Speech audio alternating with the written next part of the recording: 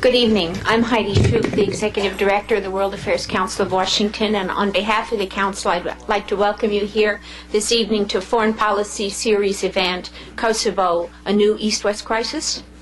A few upcoming events I'd like to mention before we get to the evening's business.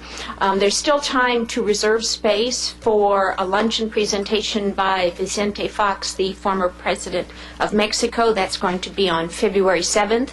And on February 26th, we will host the Ambassador of Kenya. On March 3rd, the Ambassador of Sri Lanka will host our members at an embassy reception at his embassy. And a reminder, please, too, to turn off your telephone and pagers as a courtesy to your fellow audience and our distinguished panel. This evening, it is my pleasure to introduce Michael Haltzel, who will be your moderator this evening. Dr. Haltzel is Senior Fellow at the Center for Transatlantic Relations at Johns Hopkins University School of Advanced International Studies. He capped a distinguished career in public service as Senior Foreign Policy Advisor from 1994 until 2005 to Senator Joseph Biden Jr., Ranking Member or Chairman of the Senate Foreign Relations Committee. He was the lead Democratic Senate staffer on NATO and the Balkan policy and was deeply involved in the Bosnia and Kosovo campaigns. He is a member of the Board of Directors of the World Affairs Council, as well as several other very distinguished boards, and is member of the Council on Foreign Relations. He received his MA in Soviet Studies and a PhD in History from Harvard. He will be introducing our other guest speakers this evening, so please join me in welcoming Dr. Michael Haltzel and our distinguished panel. Thank you.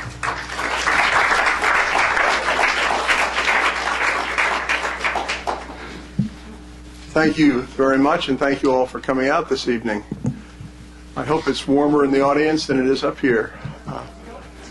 CSIS is saving money on heat after 6 o'clock, I think. I guess that's good. No one will fall asleep. Before I introduce our distinguished panelists, I'd like to maybe say a few words to put the Kosovo situation today in historical perspective, and I do this as a lapsed historian who knows that you should never try to cram several hundred years of history into 3 or 4 minutes, but I will try to do it nonetheless. One can say that the topic for this evening is certainly timely, because I think in the coming days we're looking at the potential for a fairly major European crisis. It's one that has long historical roots, and I would characterize it as a familiar tale of two peoples with conflicting claims to the same piece of real estate. For the Serbs, Kosovo is more or less like Jerusalem, and they have made the parallel of Kosovo and Metohija as the parallel to Jerusalem for the Jews. In 1389, there was a famous battle, Kosovo-Polia, in which a force of European knights, overwhelmingly Serbian, led by Prince Lazar, went out to fight the Turkish Sultan. They lost. It's a date that is considered a sacred one in Serbian history, and Kosovo and Metohija are the homes of some of the most important churches and monasteries of the Serbian Orthodox Church. Kosovo also is home to ethnic Albanians, the oldest people in the Balkans, descendants of the Illyrians who occupied parts of the Western Balkans from classical times. They're mentioned by the Greeks. Before the Slavs, who migrated to the Balkans in the beginning of the 6th century. A lot of the stereotypes that we have about the situation today and the history preceding it, I think, are false. There were Albanian knights who fought on the side of the Serbs at Kosovo-Polia. 60 years later, it was the Albanians under their own national hero, Skanderbeg, who fought the Turks, while, in fact, Serbs in Kosovo at that time allied themselves with the Turkish Sultan. It is true, however, that in the succeeding centuries under Ottoman rule, Albanians more often than not formed elite military units for the Sultan and furnished many senior government officials to the Ottoman Empire. By the end of the 19th century, the Albanians had replaced the Serbs as the largest group in what's now Kosovo.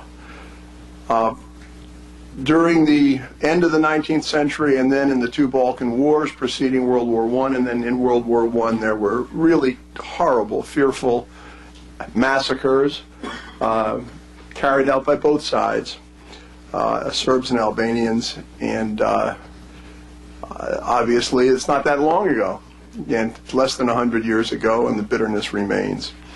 I'll skip over a lot of history and just say that in post-World War II, Tito's communist Yugoslavia, Kosovo Metohija became an autonomous province of Serbia.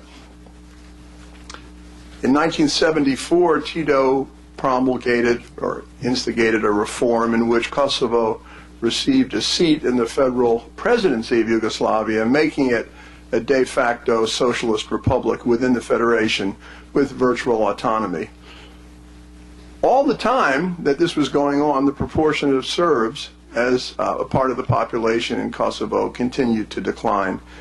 It was about 25 or 28% in the early 1970s. It's declined steadily to where it's now about 7 or 8%. There were many reasons.